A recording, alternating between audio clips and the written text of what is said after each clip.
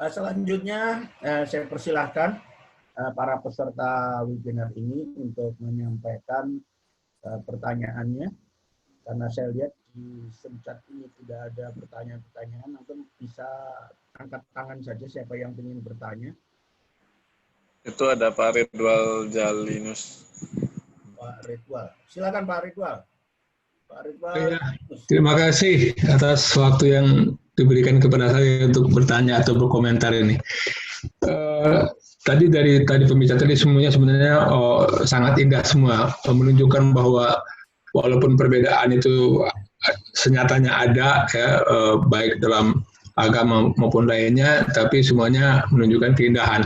Cuma sekarang saya ingin bicara mengenai realitas yang sedang kita alami sekarang di Indonesia ini. Ya, sebenarnya menurut saya sih di Syria ataupun Irak, ya dimulai daripada juga keramaian di sosmed. Memang mungkin ada dalangnya, apakah orang luar, apakah orang sini ya. Nah, cuma di Indonesia ini memang ada juga, sudah ada ini gejala-gejala ke sana. Seperti misalnya contohnya kemarin aja sebenarnya kejadian di Solo itu ya, di mana sekelompok kecil orang yang intoleran yang mengatasnamakan Islam gitu. Ya, dia untuk nggak senang dengan ibarat-ibarat yang dilakukan, walaupun Muslim juga hanya berbeda pemahaman aja, hanya berbeda penafsiran tentang agama, tapi langsung dia menyerang begitu. Nah, ini di sosmed itu udah begitu ramai untuk pertentangan antara, jangankan dengan agama lain ya, dengan yang Islam pun yang tidak sadar pun dia intoleran, ingin menyerang ya. Nah, kalau kita ini saya yakin semua yang ada di acara webinar kali ini semua sadar akan seperti itu, akan mencegah kejadian-kejadian seperti di Timur Tengah. Cuma yang realnya, yang senyatanya apa yang harus kita lakukan untuk meredam atau untuk mengatasi orang-orang seperti yang kelompok intoleran ini yang ditujukan, apalagi mungkin nanti kalau setelah setelah memang didukung lagi oleh kelompok yang memang sakit hati yang kemarin juga memproklamirkan aktivitasnya, dia bisa aja memanfaatkan itu. Nah, ini kita ini yang sadar dengan bahwa kita akan harus mempertahankan negara kesatuan Republik Indonesia yang sudah didirikan dengan susah payah oleh para pendiri negara ini, dari semua agama ikut terlibat untuk menjadikan negara Indonesia sebagai negara NKRI berdasarkan Pancasila, yang merupakan dalam agama Islam mungkin kalimat sawa, titik temu semua perbedaan sudah ada di Indonesia di Pancasila itu. Nah, kita yang concern untuk menjaga ini, nah, bagaimana cara kita menghadapi orang-orang intoleran ini gitu. Karena memang terus terang, saya sudah sering menghadapi orang seperti ini. Saya pun yang sebagai Muslim bisa dianggap kafir sama dia dan halal darahnya gitu. Memang otaknya itu sudah sudah beku, sudah didoktrin. Sebenarnya mereka nggak begitu memahami agama secara mendalam. Cuma karena sudah didoktrin dengan seperti pakai kacamata kuda, sehingga dia mengkafirkan orang yang tidak sependapat, tidak sepenafsiran dengan golongan lainnya, walaupun itu seagama. Nah, realitasnya sekarang apa yang akan kita jalankan untuk menghadapi orang-orang seperti ini, ya. Jangan sampai terus mereka membesar dan dimanfaatkan oleh orang luar. Kayak misalnya HTI kan saya tahu bahwa itu dia markas besarnya, kantor pusatnya kan di Inggris. Jangan-jangan dia hanya sebagai alatnya, sebagai pion, sebagai proksinya gitu. Nah, yang realitasnya sekarang bagaimana cara kita menghadapi mereka ke depannya. Mungkin dari pembicara tadi ada Habib Reza Fauzan, ada yang lainnya juga lah, hampir sama untuk menghadapi orang seperti itu gitu. Ya, silakan terima kasih atas jawaban. Nanti siapapun yang punya komentar atas keresahan saya juga untuk menghadapi orang-orang seperti itu, karena memang agak sulit gitu menghadapinya. Terima kasih. Terima kasih Pak Ridwal Jalinus atas. Assalamualaikum. Assalamualaikum. Oke, Pak Andi Ruhban. Oh ya. Silakan. Pertanyaannya. Terima kasih. Singkat pendek saja, poin. Saya dari Makassar. Ya. Satu-satunya jalan kalau bagi saya itu ini kan negara hukum. Indonesia negara hukum itu sudah kita sepakati sejak Prof. Noto Nagoro, filosof Indonesia, mengatakan bahwa pembukaan Undang-Undang Dasar 45 itu adalah ijab kabulnya bangsa Indonesia. Yang di dalamnya kan ada Pancasila. Nah, kalau menurut saya, kita semua, apapun kegaduhan apapun, semua yang terjadi di sekitar kita, ya kita serahkan saja ke aparat keamanan. Jangan kita yang bermain.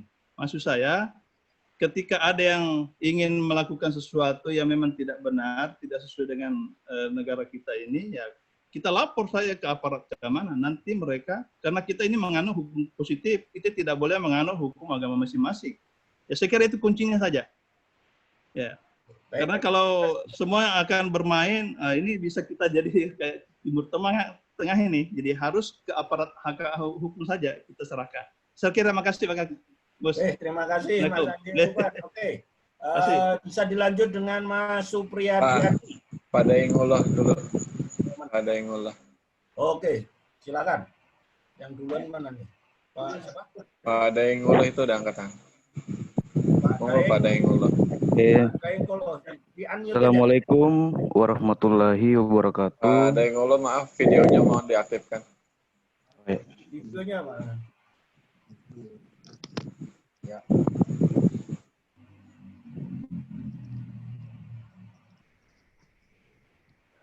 Oke. Kenal semuanya, tak kenal maka tak sayang. Assalamualaikum warahmatullahi wabarakatuh. Selamat sore, salam sejahtera bagi kita semuanya. Om Swastiastu, Namo Buddhaya, salam kebajikan, 1 NKRI. Saya dari Papua. Saya ingin bertanya cuman sederhana saja. Bagaimana caranya menjaga Indonesia dari virus ekstremisme, radikalisme, dan intoleransi melalui pandangan agama cinta? Itu saja. Terima kasih. Wassalamualaikum warahmatullahi wabarakatuh. Waalaikumsalam warahmatullahi wabarakatuh. Baik, terima kasih. Assalamualaikum. Masih ada lagi.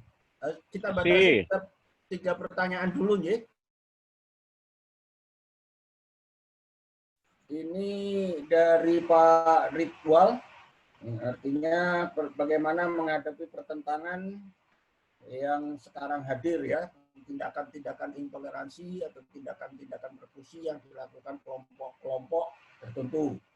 Kemudian Pak Andi itu menanyakan bahwa Indonesia adalah negara hukum, maka adalah kewajiban kita untuk melaporkan tindakan-tindakan itu, pencegahan itu kepada aparat yang berwenang. Tapi mungkin ada sedikit tambahan juga nih, saya menambahkan saja. Lah kalau aparatnya ini tidak bergerak, sudah dilaporkan, nah bagaimana? Ini yang perlu dilakukan. Karena itu banyak kejadiannya. Yang ketiga dari Mas Daengullah, ya, kalau tidak salah dari Papua. Bagaimana sih menjaga atau bagaimana kita menghadapi tindakan-tindakan intoleransi, kemudian pertarungan-pertarungan yang muncul di lapangan mungkin karena pengaruh politik dan sebagainya, dengan mengedepankan cinta tadi. Mungkin kurang lebih itu 3 pertanyaan itu. Silakan yang mau menjawab dari para narasumber. Ini kalau mungkin Pak Syang dari advokat ini Mas Sabadedi, ya. Ini kalau bicara hukum nih. Mohon izin untuk Pak Dedi tadi izin meninggalkan acara lebih dulu dikarenakan ada acara lainnya, seperti itu Pak Moderator. Oke, monggo. Ini saya tawarkan kepada teman-teman narasumber nih, monggo silakan siapa yang ingin menjawab dari 3 pertanyaan ini. Atau Pak Jafar, Habib Jafar, silakan untuk menjawab pertanyaan dari beberapa teman ini.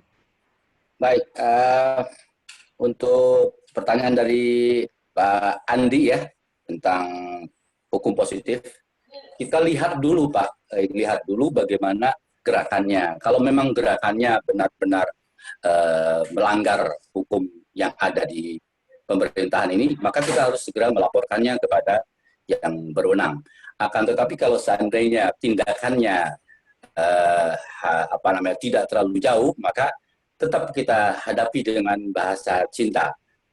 Artinya kita tidak perlu untuk menjawab segala sesuatu itu dengan bahasa yang sama dengan mereka. Ini perlu diketahui kita bersama bahwasanya gerakan yang ada saat ini sebenarnya ada dua ini. Gerakan inti dan gerakan luar. Dari mereka, bukan dari kita, itu gerakan inti dan dari luar. Gerakan luar. Gerakan inti sebenarnya diam-diam mereka bergerak. Nah, supaya gerakan mereka yang diam-diam tidak diketahui, lalu dicuatkanlah gerakan luar. Kayak isu-isu apa segala macam, telepon lah apa. Itu jangan terpancing. Kalau seandainya kita terpancing ketika mereka melontarkan bahasa-bahasa anti cinta, bedanya kita dengan mereka, lalu kita tidak sadar bahwasanya mereka sudah curi start. Kalau dulu gerakan NII itu tidak seperti sekarang. Itu dulu cuma satu, dia diem gitu, rapi dalam gitu. Walaupun ketahuan juga. Nah, kalau sekarang ini untuk menutupi gerakan yang di dalam, kita dibuat lalai oleh gerakan luar, riak-riak di luar. Nah, riak-riak di luar ini itu bahasa yang mereka gunakan adalah bahasa-bahasa anti cinta yang memancing kita supaya marah. Nah, kita jangan ikut terpancing. Kalau seandainya yang dilontarkannya itu sudah melanggar hukum, laporkan ke yang berwenang. Terus tadi pertanyaannya bagaimana kalau yang berwenang juga itu tidak ada tindakan? Ya kita jangan diam saja. Karena orang yang mencintai orang lain adalah dengan cara tidak membiarkan orang lain dalam ketidakbenaran. Itu baik. Kemudian setelah itu untuk menghadapi intoleran, iya, ini tiga-tiganya sebenarnya judulnya itu sama. Saya pikir tadi sudah ada gambaran-gambaran dari para narasumber bagaimana menghadapi intoleran. Kemudian dari Pak Daeng juga sama, itu bagaimana cara menghadapi intoleran dengan agama cinta. Begini, ini kita selama 10 tahun pada periode sebelum Jokowi, yang menguasai Menkominfo itu siapa? Yang menguasai media informatika itu dari mereka. Yang menguasai tentang media massa itu dari mereka. Nah, maka kini saatnya, walaupun mungkin Menteri Info kita belum begitu kuat, kita jangan diam untuk terus menyuarakan agama cinta ini. Setidak-tidaknya kita ikut membantu pemerintah meminimalisir aura-aura negatif, bahasa-bahasa anti cinta dari mereka. Maka yang tadi saya tawarkan kepada pemerintah pun juga termasuk adalah sebuah cara untuk supaya kita menghadapi intoleran itu dengan bahasa cinta, tidak dengan bahasa gerasa gerusu. Baik, itu dulu sementara mungkin jawaban dari saya, barangkali dari yang lain, Usola dan lain sebagainya, atau Reza masih monitor, silakan. Baik, terima kasih, Habib Jafar. Habib Reza barangkali mau menambahkan atau menjawab? Di-unmute dulu, di-unmute. Ya, di-unmute dulu. Oke, 1, 2, 3. Ya. Oke, saya pikir mungkin 3 pertanyaan itu bisa saya rangkum. Bukan saya ingin mengintervensi daripada pemerintah kinerja, tetapi saya mendapat ada suatu tiga item yang menjadi persoalan di masyarakat kita yang tadi saya katakan bahwa dampak saya singgung daripada apa yang disampaikan oleh Habib, persoalan internal kita punya negara dan juga dari pihak luar, tetapi saya kesampingkan dulu pihak luar karena ketika titik daripada kericuan hampir menjelang 6 tahun ini kan adanya pelaksanaan pesta demokrasi, tetapi ada sesuatu yang jauh lebih fatal yang pada akhirnya ada pihak-pihak tertentu yang menunggangi, di mana saya melihat bahwa pergerakan kalangan yang tadi saya katakan ini bergerak di bawah tanah ini bahkan juga bisa ditunggangi oleh orang-orang yang tadi saya katakan yang selama ini berkuasa di sistem dan akhirnya ketika takdir menandaskan bahwa mereka tidak lagi mendapatkan apa yang mereka miliki, maka mereka menunggangi hal-hal tersebut. Pertama satu, pengawasan kontrol pemerintah. Seperti saya dengar dari pada Pak Dedi ya, Bang Dedi sebagai seorang advokasi, memang ada kesan kekhawatiran atau kurang tegasnya pemerintah dalam pengawasan berbagai ormas yang ada. Apalagi ormas-ormas tersebut dia mulai menggunakan idiom-idiom atau propaganda berbau beratasnamakan Islam. Ini yang perlu kita orang semua desak kepada pemerintah bahwa peran dan fungsi daripada negara ini benar-benar dia harus ada dan tegas. Kedua, lembaga yang sangat bisa dahulunya dianggap sebagai representatif umat Islam ini, saya melihat hampir 10 tahun ini benar-benar berantakan, yakni Majelis Ulama Indonesia, yang pada hakikatnya bisa diharapkan sebagai kontrol. Ganti aja, Beb. Antum ketuanya, Beb. Oh iya, kontrol. Maka ini juga harus kita tuntut oleh pemerintah agar wacana yang dahulu saya dengar 1 tahun yang lalu ini pernah kita gembar-gemborkan tentang persoalan sertifikasi daripada setiap ulama, dai, atau istilah kasarnya tukang ceramah. Jadi pertama, pengawasan daripada organisasi masyarakat yang ada di negara ini betul-betul harus dikontrol, dengan cara yang sangat tegas. Kedua, Majelis Ulama Indonesia. Jadi ketika dua hal ini kita dorong kepada pemerintah untuk bisa diperbaiki atau bisa diambilkan berbagai kalangan sosok-sosok yang mewakili setiap kalangan dalam umat Islam ini, maka saya pikir kita tidak akan mungkin mengalami apa yang sekarang kita saksikan di mana-mana, di setiap masjid, bahkan mereka dengan tidak tahu malunya membawa-bawa isu politik praktis ke dalam musola ataupun masjid. Jadi saya pikir mungkin ini sudah bisa kita jadikan wacana PR buat teman-teman sekalian untuk mengangkat khususan kepada untuk bisa mempersoalkan ini ke pihak pemerintah gitu. Terutama ini yang buat saya gerah ini yaitu Majelis Ulama Indonesia yang berisikan orang-orang yang jauh dari para kata ulama itu sendiri. Satu contoh. Mungkin saya tidak perlu menyebutkan. Ini orang background-nya tidak jelas. Dulu dia mungkin adalah berlatar belakang seorang pemain organ tunggal. Kok tiba-tiba bisa berada di lembaga dan paling vokal. Dan ada terkesan pembiaran dari pihak Majelis Ulama Indonesia dan juga pemerintah yang kebetulan saat ini Bapak kita Kiai Haji Ma'ruf Amin, aturannya dia harus memiliki suatu ketegasan. Karena saya lihat ini ada kesan pembiaran daripada kalangan oposan yang seharusnya dalam etika politik seperti yang dikatakan oleh Bang Dedi, dia boleh menjadi suatu kontrol moral pemerintah, tetapi tidak menabrak koridor alam demokrasi yang kita sepakati bersama dengan etika berpolitik yang baik, akhlak tukarimah yang benar. Jadi gitu, Gus, dua ini, MUI dengan seabrek fungsionarisnya dan sertifikasi ulamanya dan pengawasan mutlak dari pemerintah terhadap organisasi masyarakat. Itu saja mungkin sedikit penjelasan dan juga masukan dari saya sekalian. Terima kasih. Wassalamualaikum warahmatullahi wabarakatuh. Waalaikumsalam warahmatullahi wabarakatuh. Mungkin bisa dilanjut oleh Mas Andi Salim barangkali bisa memberikan pandangannya terhadap pertanyaan-pertanyaan ini tadi. Mas Andi Salim. Saya sedikit menambahkan, BPIP sebagai peran pembinaan ideologi Pancasila. Karena kurikulum kita belakangan ini kan begitu banyak yang mengeliminasi pendidikan mengenai kepancasilaan.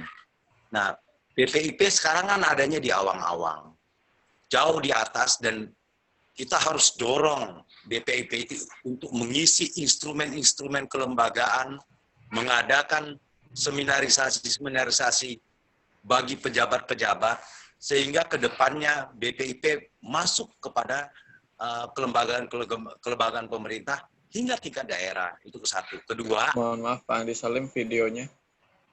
Iya. Kok nggak kelihatan ya? Ada kelihatan video. Oh, udah ada. Oke. Nah, kedua, BPIP juga harus mampu melakukan upaya Pancasilaisasi tadi. Jadi kalau kemarin kita lihat Pancasila sudah mulai tergerus oleh isu-isu politik atau isu-isu narasi-narasi aliran-aliran lain yang kontra Pancasila, ini mesti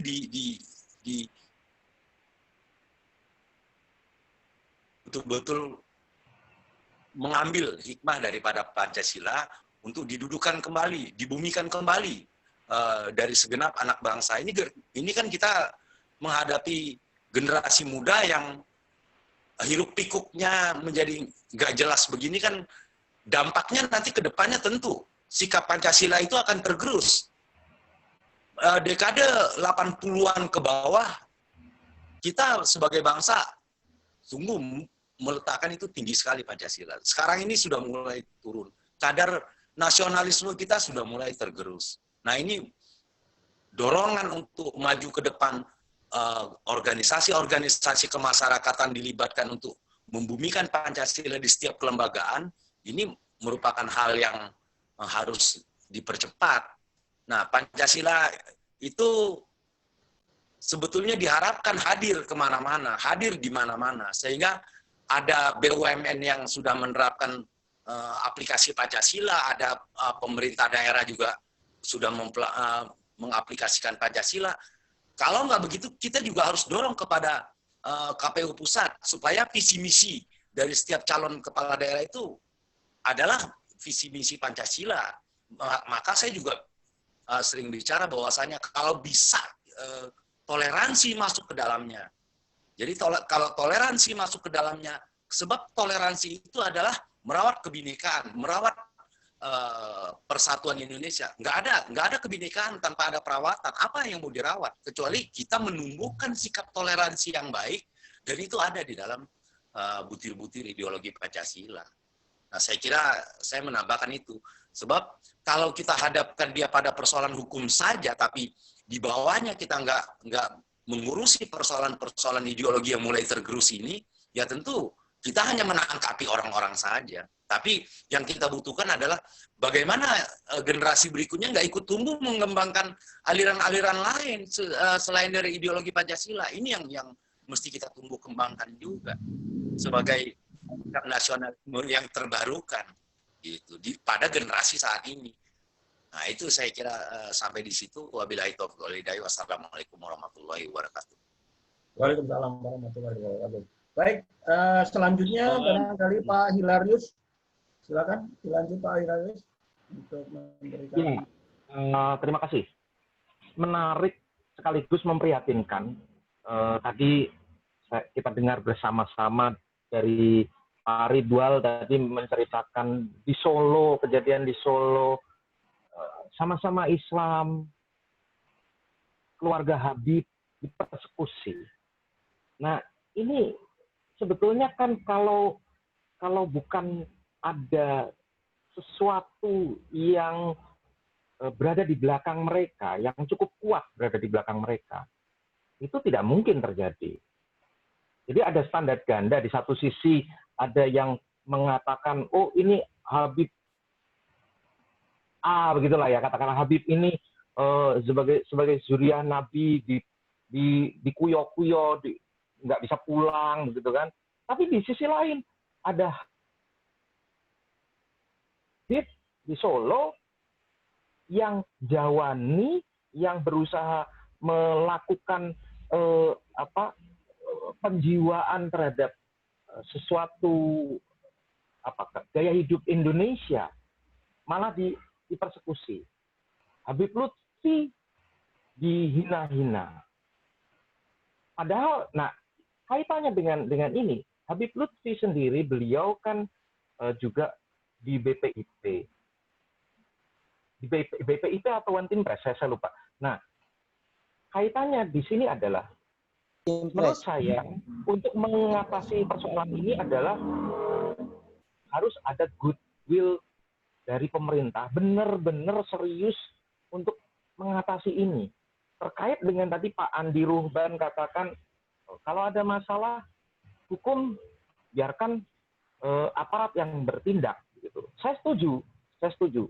Problemnya adalah manakala ada sebagian dari aparat yang tidak loyal kepada pemerintah sendiri, tidak loyal kepada Negara Kesatuan Republik Indonesia. Beberapa hari kemarin pada saat setelah 17 Agustus, banyak beredar foto-foto PNS yang melakukan upacara bendera dengan bermain HP atau apa gitu. Saya kurang banyak detailnya, tapi intinya tidak ada, menurut saya tidak ada girah watonia, tidak ada girah kebangsaan di antara sebagian ASN, di antara sebagian mereka yang digaji oleh negara, bekerja untuk negara, tapi mereka tidak melakukan apa yang menjadi tupoksi mereka sebagai abdi negara, sebagai abdi masyarakat. Maka saya sebenarnya berharap tokoh-tokoh sekaliber Habib Lutfi yang berada di ring 1 pemerintahan, kita dorong beliau, kita semangati beliau, kita mohon beliau untuk bisa lebih saya yakin beliau sudah melakukan banyak hal. Tapi yang lebih penting lagi adalah bagaimana konkret pelaksanaan di lapangan itu dapat dihasilkan dari posisi beliau yang berada di ring 1, yang berada di pusat kekuasaan. Kita semua berharap bahwa peran beliau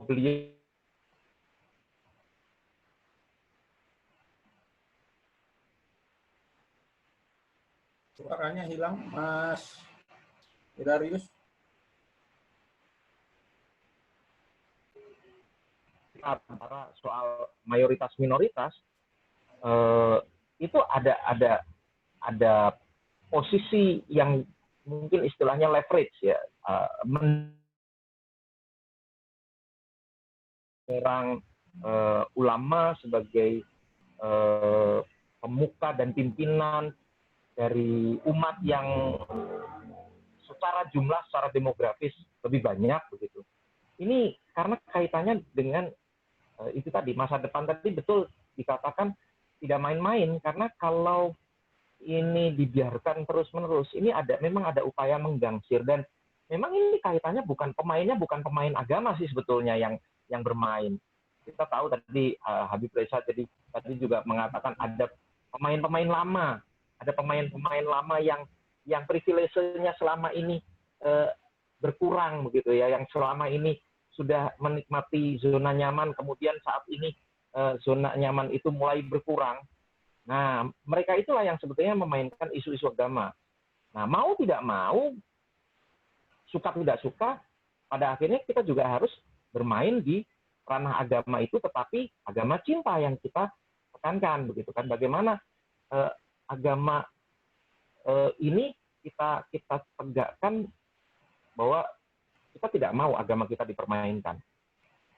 Selama pimpinan-pimpinan agama Islam sendiri merasa katakanlah ya biasa-biasa saja dan tidak melihat atau menempatkan isu-isu sosial ini sebagai sesuatu yang urgent, selama itu pula pemain-pemain yang sebetulnya cuman urusan duit aja gitu, kalau kita mau jujur, itu mereka akan tetap dengan berani memainkan isu agama.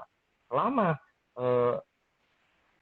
ormas-ormas Islam mayoritas NU Muhammadiyah tidak kompak untuk menolak politisasi agama, selama itu agama akan tetap menjadi kartu permainan utama mereka. Saya rasa mungkin itu dulu. Baik, terima kasih Mas Hilarius. Dilanjut dengan Mas Andi Tirta. Silakan Mas Andi Tirta.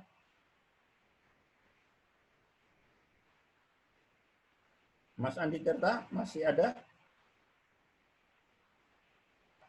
Barangkali bisa membantu. Ya, ya selamat sore. Ya, Suara saya jelas ya? Jelas Mas. Ya, terima kasih. Berkaitan dengan pertanyaan tadi, mengenai hukum, ya saya sejak kecil sering mendengar, negara kita negara hukum.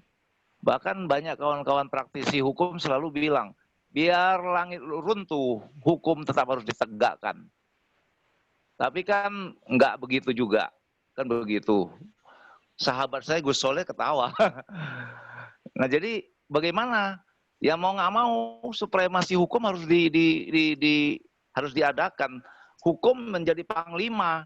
Artinya apa? Walaupun jenderal salah harus dihukum. Panglima, presiden salah pun korupsi harus ditangkap. Kan begitu, itu panglima, hukum adalah panglima. Udah nikah saya. Ketika kita nikah, ketika saya tinggal di rumah sendiri, belum nikah, saya nggak perlu peraturan, Pak. Saya mau ngerokok, mau buang puntung dimanapun, suka-suka saya. Mau pipis nggak disiram juga suka-suka saya. Karena saya tinggal sendiri. Ketika saya udah beristri, saya udah nggak bisa lagi tanpa peraturan. Karena kita udah hidup berdua. Kita buang puntung, istri saya marah. Oh jangan begitu dong, itu kotor. Makan cuci tangan dulu dong, kotor. Nah apalagi berbangsa dan bernegara. Dan kita punya negara dibangun dari darah dan nyawa. Semua pahlawan memerdekakan tanah air ini sudah berkomitmen. Lahirlah Pancasila. Dibentuklah Undang-Undang Dasar 45 dengan segala pembukaannya. Itu komitmen bangsa. Itu komitmen bangsa. Dan setiap warga negara yang membuat organisasi, mau bikin organisasi apapun, partai politik, organisasi perkumpulan, yayasan, selalu ada itu. Asas berdasarkan asas Pancasila. Berdasarkan Undang-Undang Dasar 45. Itu komitmen kita. Nah, begitupun pada saat menyusun undang-undang, peraturan daerah, pergub, perpres, semua harus dasarnya yaitu Undang-Undang Dasar dan Pancasila. Makanya Pak Jokowi kan belakangan marah. Ini undang-undang terlalu banyak, saling tindih-menindih, dibuang-buangin lah tuh. Nah, ini kesalahan siapa? Kesalahan sumber daya manusia kita. Politikus-politikus kita. Akhirnya rakyat dikorbankan. Kenapa rakyat suruh nyoblos anggota dewan aja waktu pilpres atau pileg itu dikasih 200-300 dia mau karena mereka miskin, gitu loh. Nah, jadi bagaimana? Ya berantas tuh korupsi.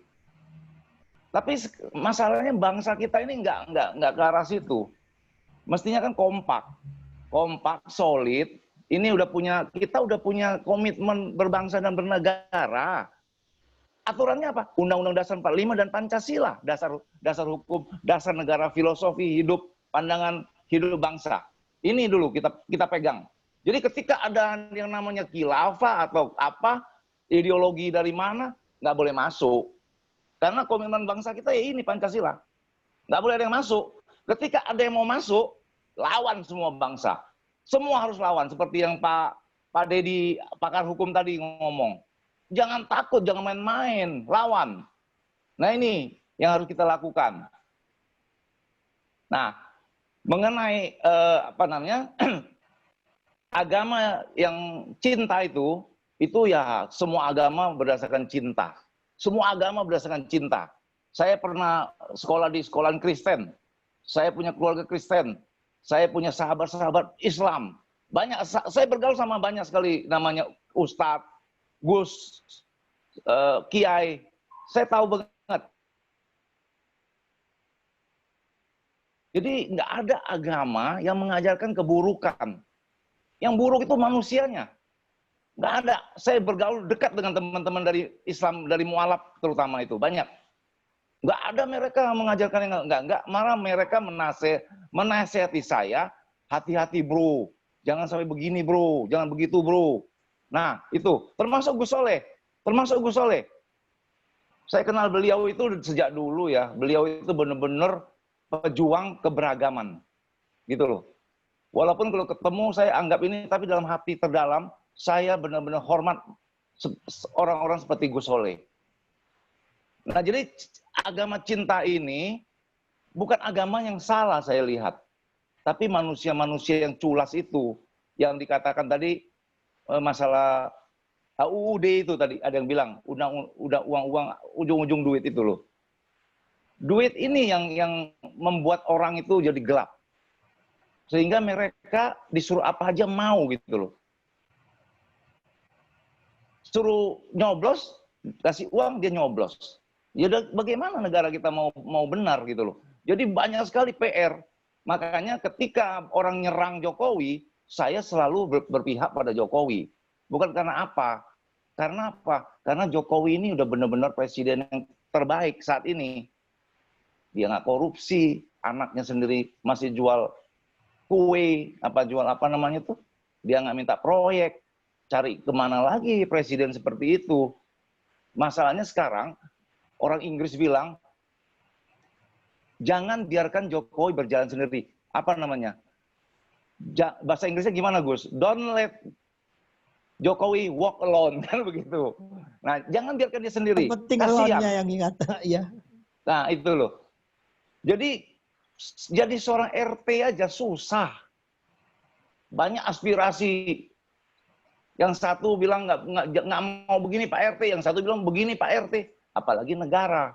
Jadi kita ini mestinya orang-orang yang udah tercerahkan, yang udah bikin webinar, yang bikin seminar, harus bekerja sama. Seperti yang Pak Habib Habib Jafar ya, itu ide yang baik.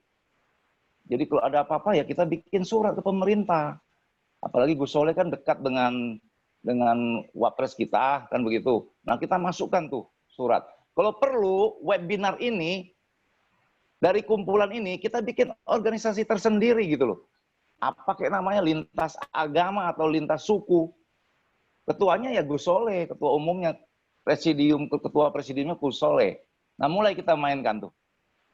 Artinya bukan mainkan membenturkan secara fisik ya, bukan.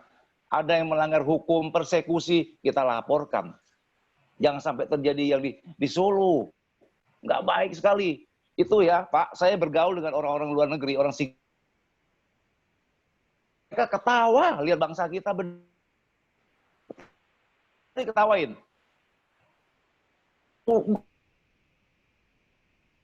Apa sahabat-sahabat saya, tidak ada pelajaran agama di sekolah-sekolah. Tetapi mereka rukun. Nah ini yang saya dorong. Nah kenapa saya di awal pembicaraan ini saya nggak mengucapkan assalamualaikum atau salam namo budaya, enggak. Kenapa? Saya ingin mengusulkan ke presiden, nggak perlu lagi ucapan agama itu. Agama adalah masalah pribadi masing-masing. Yang kita simpan dalam hati, kita keluarkan berupa tindakan. Gitu. Buat apa kita teriak-teriak, saya agama Buddha ajarin saya berbuat baik. Tapi lihat orang kelaparan tetangga, beliin nasi aja kita nggak mau. Ajaran Buddha, umat Buddha, apa itu? Buat apa dia teriak-teriak Buddha? Itu loh maksud saya. Nah jadi ini yang kita mesti dorong. Ini yang harus kita dorong. Saya yakin kawan-kawan yang di sini, saya lihat semua pembicaraannya, semua bermuara pada kebaikan. Yang Islam, yang Kristen, sama. Jadi mudah-mudahan setelah selesai webinar ini, nggak hanya menjadi YouTube aja. Nggak hanya disimpan di YouTube aja. Tapi coba ada langkah-langkah selanjutnya yang diusulkan oleh Habib Jafar tadi. Dan kita bisa kembangkan lebih lanjut. Seperti yang diusulkan Pak Habib yang dari Papua, itu beliau ini bagus sekali ya, berani mengkritik MUI kan gitu. Nah itu memang begitu adanya. Bagaimana? Saya terus terang aja dulu waktu Pak Jokowi menunjuk Kiai Ma'ruf, saya senang banget. Ini masih ada. Ya terima kasih. Terima kasih cukup. Terima kasih Mas Andi. Dilanjut. Terima kasih Gus. Terus Siregar. Halo. Pak Petrus, ya silakan Pak Petrus. Moderator saya pamit dulu karena ada urusan yang harus saya segera ini. Siap. Salam Pancasila. Sebelum pamit, Beb. Sebentar. Sebelum Habib pamit, kami minta closing statement, Beb, ya. Closing statement baru pamit, Beb, ya. Halo. Ya, terima kasih. Saya tetap mendukung dan salut, bangga kepada semua teman-teman yang ada di sini. Benar apa yang tadi dikatakan bahwa ini hanya tidak sampai sebatas kita melakukan dialog interaktif. Ini juga ada follow up yang juga bisa mewakili semua untuk bisa kita mendorong berbagai apa yang telah disampaikan oleh kita semua di sini dalam bentuk suatu format yang bisa kita berikan kepada pihak yang berkompeten, yang sekiranya bisa dikembangkan sedemikian rupa untuk ya sebagai masukan dan pikiran kita, dan insya Allah berharap kepada Allah Tuhan semesta alam untuk turut mengambil bagian dalam implementasi ini sampai kepada itu saja. Terima kasih dengan memohon kepada Allah Subhanahu wa Ta'ala diberi keberkahan hidup, maghfirah, hidayah, inayah dan iradanya. Terima kasih. Wassalamualaikum warahmatullahi wabarakatuh. Salam buat kita semua. Baik, selanjutnya silakan Pak Petrus dilanjut juga sekalian dengan closing statement-nya. Baik. Pertanyaan maupun ya, terima kasih Pak Moderator, Pak Lestanta, terima kasih Gus Soleh dan semua.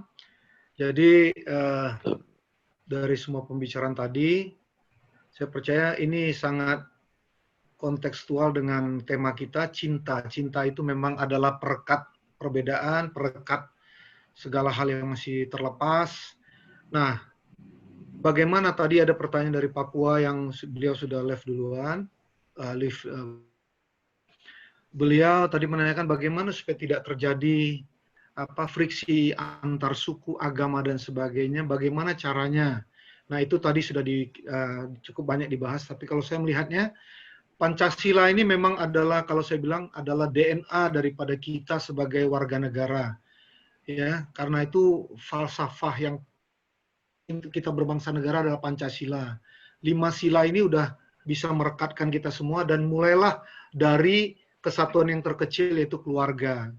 Artinya kayak toleransi itu dikembangkan mulai dari keluarga. Jadi ini ada peran yang paling penting adalah dari substansi yang terkecil dari masyarakat adalah keluarga, di mana orang tua mengajarkan ke keluarga. Kemudian setelah dia ada di sekolah, ini tugas dari pemerintah dan juga para pengajar-pengajar di dalam agama. Dalam hal ini kiai, pastor dan sebagainya. Nah, menurut saya kita harus perkuat karena Pancasila ini sebagai fundamental kita sebagai warga negara ini sudah sangat tepat, sangat-sangat sempurna kalau saya katakan. Jadi ayo kita perkuat dasar Pancasila ini dengan mengajar berulang-ulang kepada anak-anak kita tentang dari sila pertama sampai sila kelima. Saya percaya tentang cintakan bangsa, persatuan Indonesia, tentang keadilan sosial dan sebagainya. Saya percaya itu akan membuat anak-anak kita nih paham bagaimana dia sebagai tugas dan tanggung jawabnya sebagai warga negara dari semenjak kecil. Jadi sekali lagi, mari kita pupuk cinta kasih mulai dari keluarga, karena itulah yang akan merekatkan kita semua. Cinta kasih itu mengatasi semua perbedaan. Terima kasih, dan closing statement dari saya adalah implementasi lebih penting memang daripada teori dan banyak seminar-seminar, webinar. Gus Soleh tadi, Pak Habib Jafar ya tadi dan semua pembicara lainnya. Ayo apa selain itu saya sangat setuju bagaimana wacana ini, pemikiran-pemikiran yang sudah kita bahas siang sampai sore hari ini dikumandangkan kepada pemerintah atau instansi terkait supaya lebih dibumikan. Toleransi itu semakin nyata ya, terimplementasi dalam kehidupan kita berbangsa dan negara. Terima kasih sekali lagi Gus dan semua narasumber, moderator dan semua peserta webinar sore hari. Terima kasih Pak Pendeta Peters. Terima kasih, Thank you. Gus. God bless you. Ya. God bless you too. Baik, Ya. terima kasih Pak Petrus. Barangkali ini bisa dilanjut dengan Pak Hilarius untuk closing statement-nya 1 menit. Ya, silakan Mas Hilarius, masih memungkinkan. Ya. Ya. Oke, dari saya cuma mengingatkan tadi dari mengingat saja dari Pak Petrus Siregar tadi mengatakan bahwa ada darah yang tertumpah untuk kelahiran bangsa dan negara Indonesia. Maka darah ini tadi saya juga sebetulnya sempat siapkan lukisan saya yang berjudul Darah Mulia, gitu ya. Jadi kita jangan sia-siakan darah para pahlawan kita, dan bagi agama cinta, darah dan kurban itu adalah pusat dari setiap ibadah. Maka kurban sebagai pribadi, sebagai bangsa, kita harus benar-benar secara all out, kita harus menunjukkan bahwa kita benar-benar serius mencintai bangsa dan negara kita. Maka saya sangat setuju setelah acara ini, setelah webinar ini harus ada action, harus ada tindakan, harus ada keringat yang benar-benar kita curahkan, bahwa webinar ini hanya start awal untuk kegiatan yang lebih konkret. Tadi Habib Jafar sudah menceritakan harapannya ada tukar-menukar pembicara, itu akan sangat baik, akan sangat bermanfaat di dalam membangun komunikasi yang lebih jujur daripada sekedar klaim-klaim sepihak antar kita masing-masing yang justru akan menghalangi niat baik yang tadinya bersih tetapi malah menjadi keruh karena ada kepentingan-kepentingan dunia. Saya rasa mungkin itu closing statement saya. Saya berharap ada tindakan konkret dari webinar ini. Terima kasih. Wassalamualaikum warahmatullahi wabarakatuh. Tuhan memberkati kita semua. Terima kasih. Waalaikumsalam warahmatullahi wabarakatuh. Dilanjut dengan Mas Andi Tirta, closing statement-nya. Mas Andi. Ya. Monggo closing statement-nya 1 menit. Ya. Ini langkah selanjutnya seperti yang saya katakan sejak awal. Pendidikan harus dimulai dari keluarga. Itu yang saya sebutkan dari awal. Tanamkan Pancasila, nilai-nilai Pancasila mulai dari umur dini. Itulah baru bisa menciptakan manusia-manusia berjiwa Pancasilais. Demikian, terima kasih. Baik, terima kasih Mas Andi Tirta. Monggo dilanjut oleh Habib Jafar. Gus dulu. Habib Jafar nanti nutup dengan puisi, ya. Oh, siap. Monggo, Ya. Gus. Assalamualaikum warahmatullahi wabarakatuh. Salam cinta kasih, salam merah putih, salam Pancasila. Salam. Alhamdulillah, puji Tuhan, kami berterima kasih kepada Tuhan Yang Maha Esa. Di saat kondisi bangsa yang penuh dengan hiruk pikuk, orang yang haus akan kekuasaan, orang yang haus akan segala bentuk duniawi, sehingga menghalalkan segala cara. Agama dijadikan topeng, agama dijadikan kedok demi untuk tercapainya kehausan daripada kekuasaan tersebut.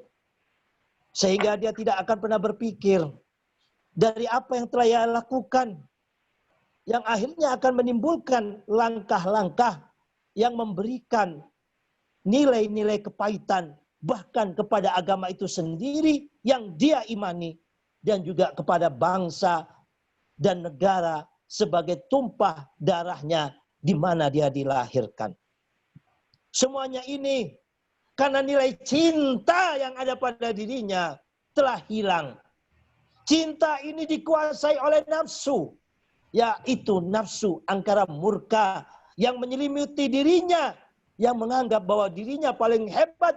Tanpa dirinya, tanpa kekuasaannya, bangsa ini tidak baik, tidak akan bisa lebih baik. Dengan cintalah kita memiliki nilai toleransi. Dengan cintalah kita memiliki tepo seliro. Dengan cintalah kita bisa menghormati orang lain. Tanpa cinta, kekeliruan sedikit seseorang akan menjadi permusuhan. Tetapi dengan cinta, kesalahan yang kecil, bahkan mendekati besar, akan mudah termaafkan apabila kita memiliki nilai-nilai cinta. Ainur ridho an kulli aibin kalilatun kama anna ainu sutitu bil masayih.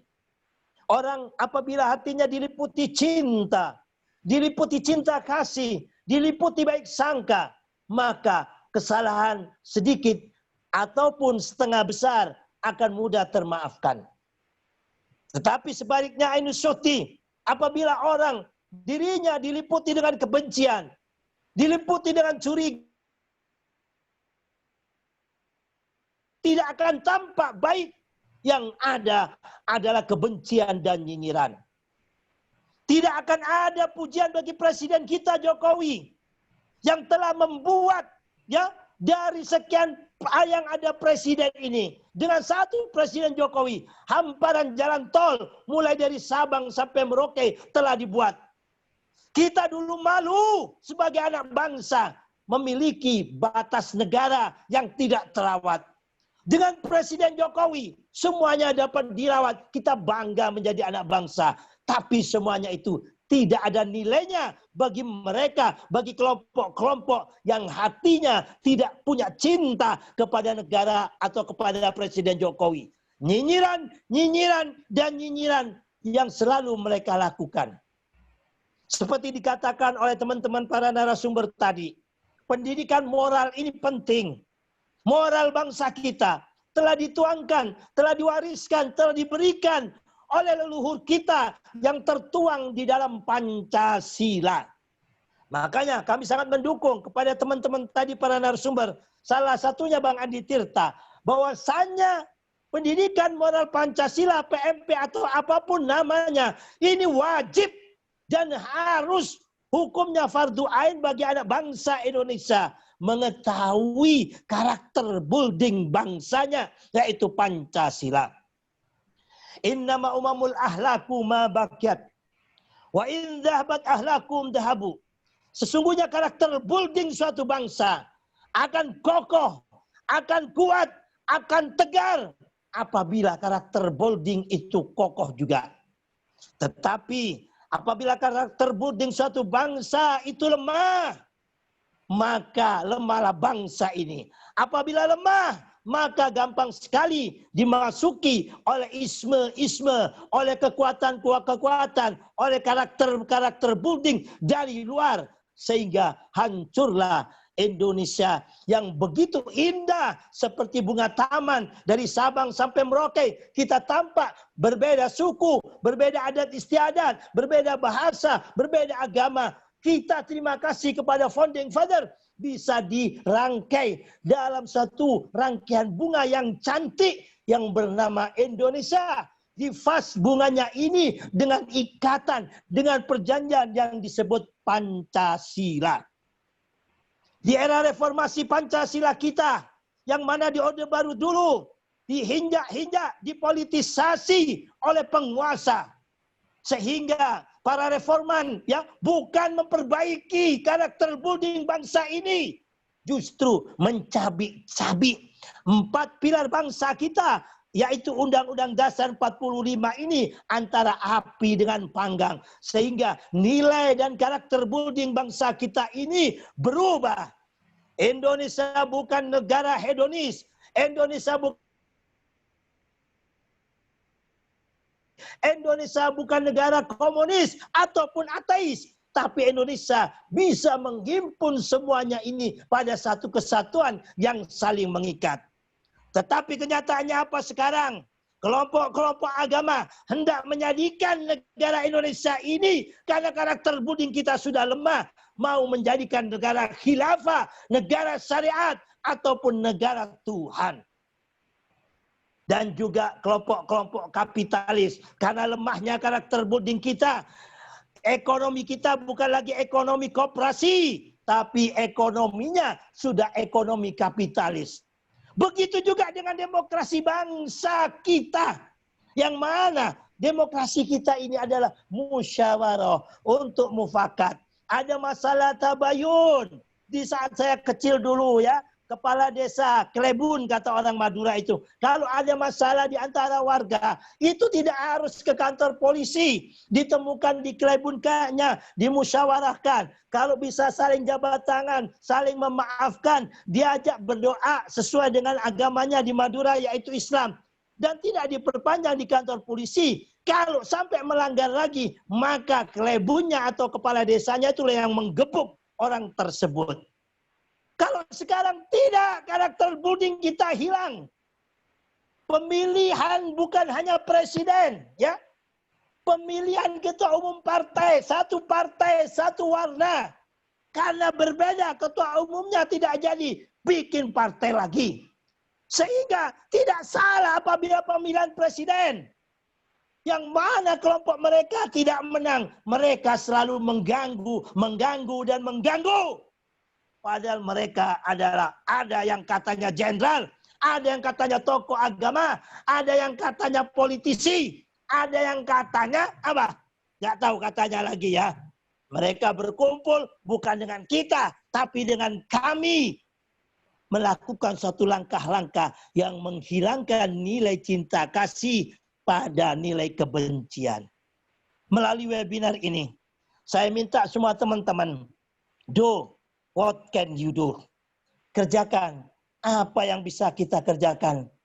Gus bukan pejabat, Gus bukan politisi meskipun berjuang mulai awal reformasi. Hingga saat ini, hingga detik ini masih jadi kiai kampung, masih jadi kiai pinggiran. Tapi meskipun Gus bukan pejabat, tidak mengurangi rasa pengabdian kami, cinta kasih kami kepada tanah air kami yaitu Indonesia ini. Gus melihat bagaimana nuansa yang begitu panas. Kita lihat di media-media sosial yang ada. Sehingga Gus berpikir harus bagaimana ini mendinginkannya. Saat ini Gus gembira sekali melihat saudara-saudara kami di antara anak-anak bangsa yang tercecer ini masih memiliki jiwa dan hati seperti Gus. Cinta kita tidak pernah berkumpul, tidak pernah menyatukan pemikiran, dan tidak pernah dari kesatuan ini bergerak melawan kelompok-kelompok yang jumlahnya padahal hanya sedikit, bikin merusak nama agama, bikin merusak nama bangsa dan negara kita. Padahal bangsa ini dibangun dengan nilai sosial, dibangun dengan nilai gotong royong, dibangun dengan nilai kebersamaan. Semuanya seakan-akan saat ini hilang karena berbeda politik, berbeda pilpres.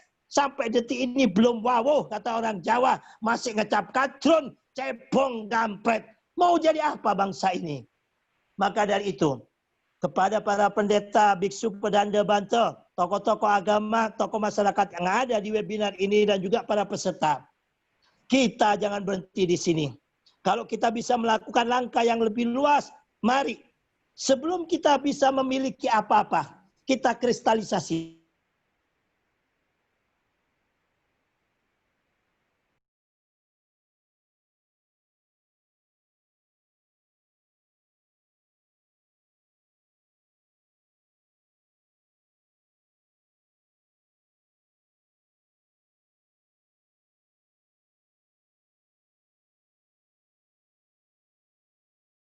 Kan begitu, alhamdulillah, karena ketabahan kesabaran pendeta Peter ya dari Muspija, Musyawarah Pimpinan Gereja Banten, alhamdulillah bisa merangkul kiai-kiai. Saya terima kasih. Salam kasih kami ya Pak Petrus kepada dulurku pendeta Peter. Dan kami minta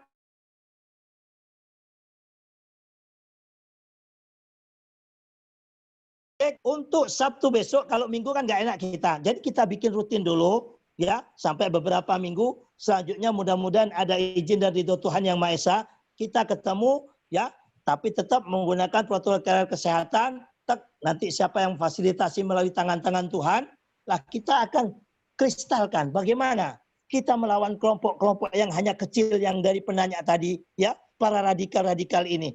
Kita kasihan dong dengan teman-teman NU.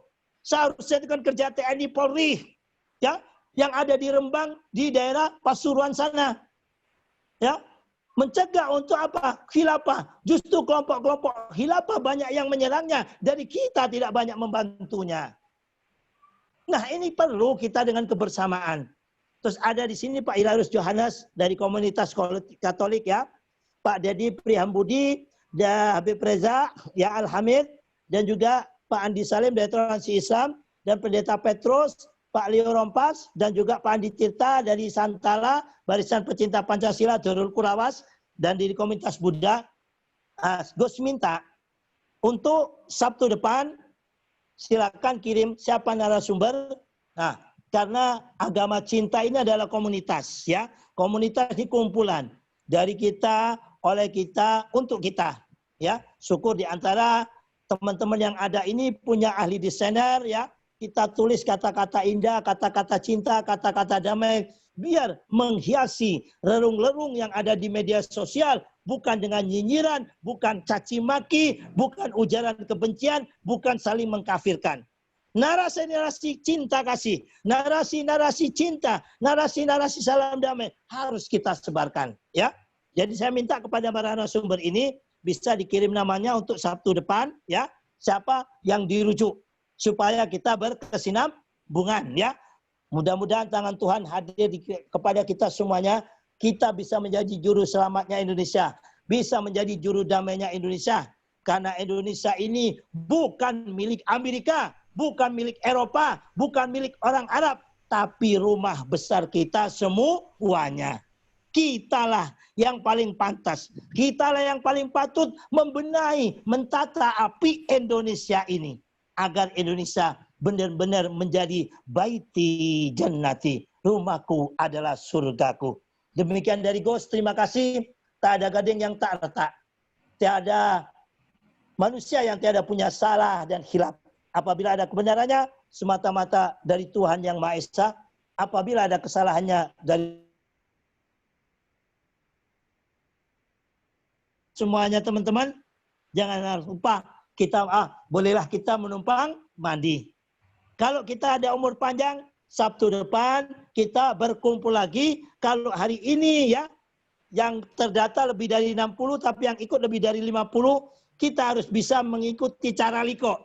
Masing-masing peserta webinar di sini agar memiliki agama cinta di dalam hati, di dalam relungnya, dalam pikirannya, dalam perbuatannya, minim masing-masing bisa merangkul 2 orang, ya. 2 orang berarti bisa jadi 2 orang kali 50 menjadi 150 orang. Selanjutnya semakin besar sehingga terlahirlah generasi-generasi anak bangsa ini beragama dengan cinta, bukan beragama dengan caci maki, bukan beragama dengan kebencian. Salam damai dari kami, salam merah putih, Allahu Akbar, merdeka. Assalamualaikum warahmatullahi wabarakatuh. Terima kasih. Salam Pancasila, Gus. Waalaikumsalam warahmatullahi wabarakatuh. Kalau melihat apa yang disampaikan dengan semangat berapi-api dari Gus Soleh ini menyemangati yang muda-muda. Masa yang muda nggak bisa nih?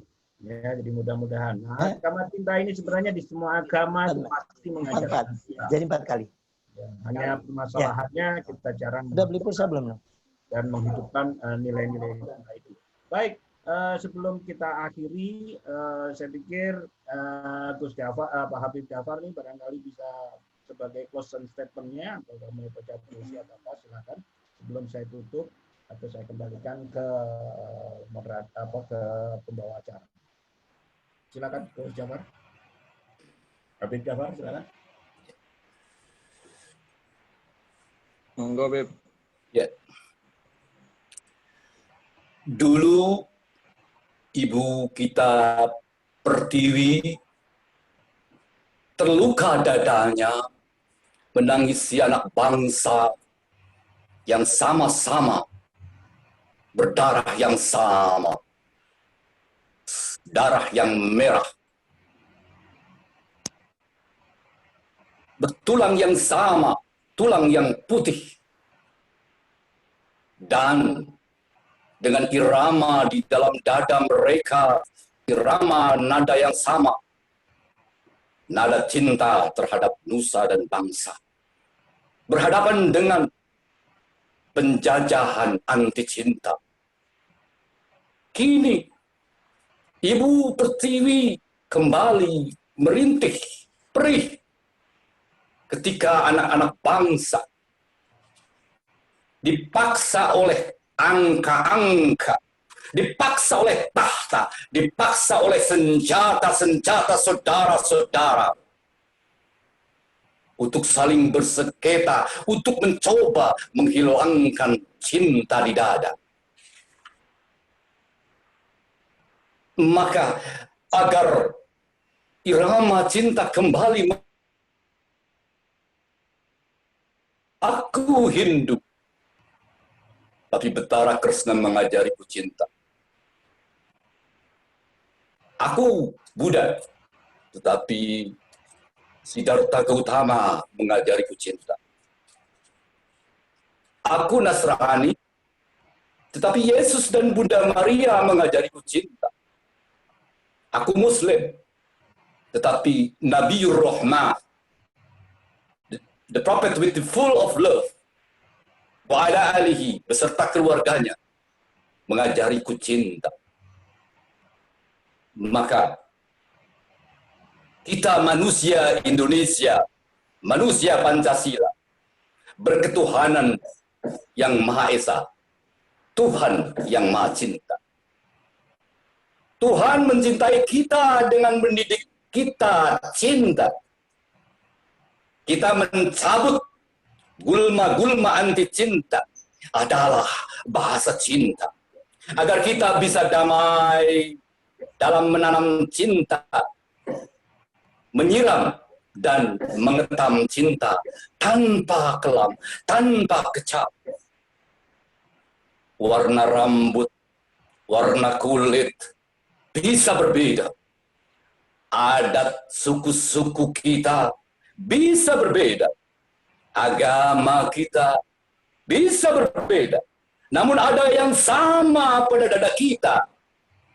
Bahwa ada irama yang bergema yang sama, yakni irama cinta. Wahai tahta, wahai angka-angka, wahai senjata-senjata, kita ingatkan kepada kalian semuanya, tak akan lagi bisa menghilangkan cinta di dada, sebab Pancasila telah mengikat cinta antara kita bersama. Demikian. Assalamualaikum. Om Swastiastu. Terima kasih. Silakan protokol. Terima kasih sekali. Ini satu puisi yang cukup. Tangannya mana dong untuk Habib? Mantap, Beb, puisinya, Beb. Mantap ini, Habib Jafar puisinya. Baik, terima kasih karena mengingat waktu juga. Dan saya tidak menyimpulkan, tetapi ada beberapa poin yang bisa saya tangkap di sini, bahwa kegiatan ini harus kita terus lanjutkan, kemudian kita memberikan rumusan-rumusan yang positif, yang jelas, baik itu pada pemerintah atau kepada siapapun. Dan salah satu yang saya tangkap adalah bagaimana kita segera menguatkan BPIP. Ya, BPIP ini perlu dikuatkan agar BPIP sebagai badan pembinaan ideologi Pancasila ini bisa mempunyai kekuatan hukum melalui undang-undang. Itu yang pertama. Dan kedua, bahwa memang sudah saatnya kita melakukan atau memberikan usulan agar ini yang akan menjadi pemimpin-pemimpin bangsa. Mereka lah yang harus kita didik hari ini, kita tanamkan rasa nasionalis di dalam jiwa mereka. Hari ini mulai dari perut sampai 10 tahun, saya pikir perlu untuk dilakukan pendidikan. Hari ini kita melihat negara masih kurang dalam kehadirannya di pendidikan negeri. Bayangkan kita lihat banyak pesantren-pesantren atau bahkan sekolah-sekolah TK dan sebagainya yang tanda kutip swasta, tetapi materi-materi yang mereka berikan itu ditanamkan kepada menanamkan, bukan menanamkan cinta, tapi menanamkan kebencian kepada golongan yang lain. Mudah-mudahan kita semua yang ada di sini punya kesadaran bahwa bangsa ini tinggal 25 tahun lagi atau akan abadi sepanjang waktu.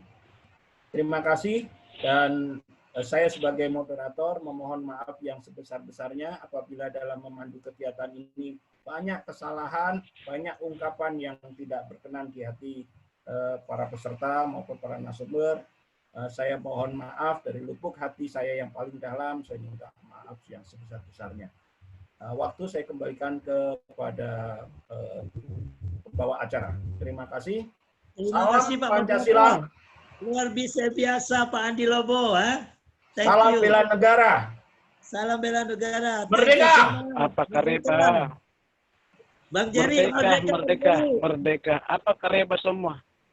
Ya merdeka, apa kareba semua ini? Terima kasih kepada seluruh audiens yang telah mengikuti webinar kita dari awal hingga sore hari ini. Untuk selanjutnya, dikarenakan acara webinar kita direkam di YouTube, nantinya akan di-share di link, dan juga bagi para peserta yang telah mengirimkan bukti mengikuti webinar ini dengan mengirimkan screenshot di grup akan mendapatkan e-sertifikat. Kami dari operator dan panitia mengucapkan terima kasih yang sebesar-besarnya kepada seluruh peserta dan juga para narasumber yang telah memberikan pencerahan kepada kami. Kami juga memohon maaf apabila ada salah-salah kata. Assalamualaikum warahmatullahi wabarakatuh. Waalaikumsalam warahmatullahi wabarakatuh. Izin, Gus.